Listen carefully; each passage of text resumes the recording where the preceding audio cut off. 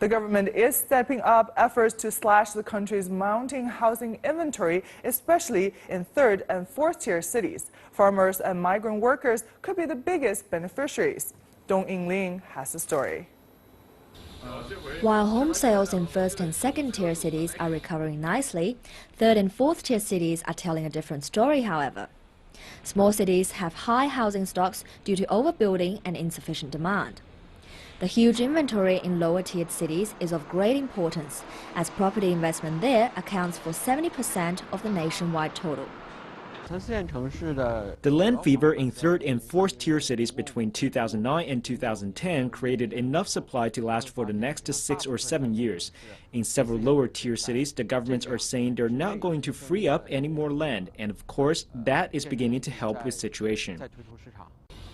Rapid urbanization has accelerated real estate investment around the country, and the resulting property development has been a foundation for GDP growth for the past decade.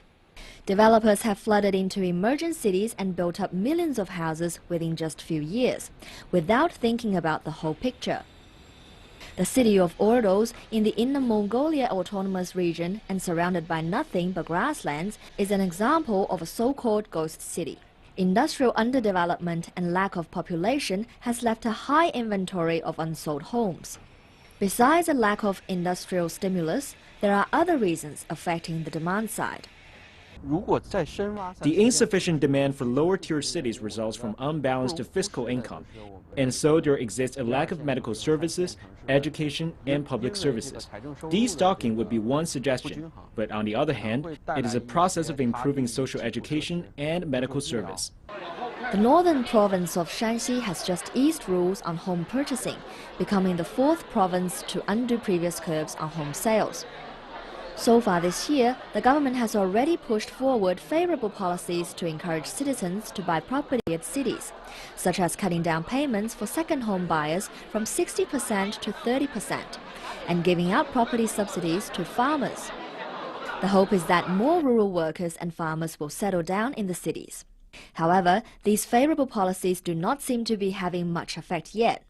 It still takes 3 times more for small cities to destock than it does in large cities. Yan Yuejing, head of research at R&D Institute, says the government should create conditions to lure more people into towns. The key is to introduce more industries. Government should develop new growth points for lower-tiered cities, combining those with agricultural production, population policies, and transportation. In that way, industrial parks and shopping districts could be created, and that would attract more people to the lower-tiered cities. The property market would be healthier as a result. Yan also calls for regional governments to be on top of a complex urban planning, in particular limiting the land for residential building and reclaiming unused homes for further use. No one pretends, however, that problem of China's stockpile of empty homes can be solved overnight. Dong Yingling, ICS for CCTV, Shanghai.